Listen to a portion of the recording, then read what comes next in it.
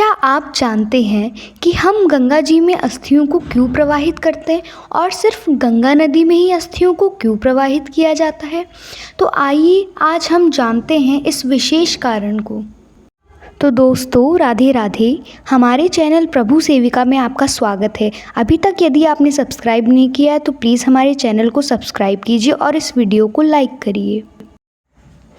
ये बात महाभारत काल के समय की है। हस्तिनापुर के राजा शांतनु ने जब रानी को गंगा किनारे पहली बार देखा तो उनके सौंदर्य रूप को देखकर वो इतना प्रभावित हो गए कि उन्होंने उनके सामने विवाह का प्रस्ताव रखा।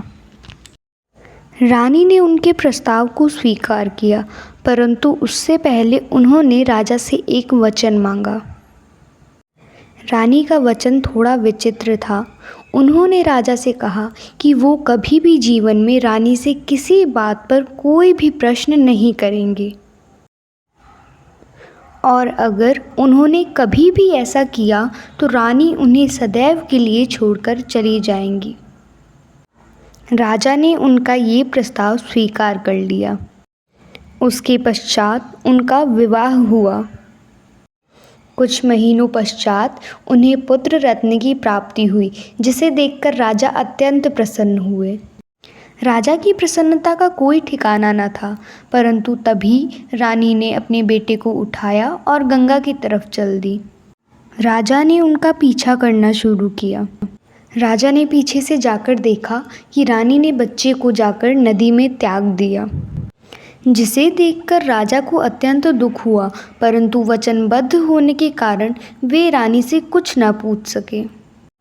उसके पश्चात रानी ने अपने दूसरे बेटे के साथ भी वही दोहराया, उसे भी गंगा में जाकर त्याग दिया। फिर उन्होंने ये सब अपने तीसरे, चौथे, पांचवें, छठे और सातवें पुत्र के साथ भी दोहराया। सभी को इसी प्रकार गंगा में त्याग दिया। रानी को 8वां पुत्र हुआ।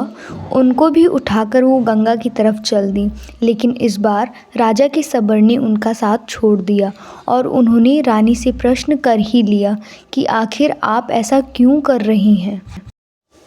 तब रानी ने उन्हें बताया कि वो ब्रह्मा की पुत्री हैं और ऋषि वशिष्ठ के सभी बच्चों को धरती लोक पर पैदा होने का श्राप दिया है।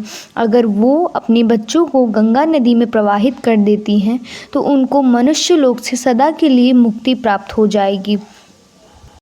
और ऐसा कहकर वो चली गई।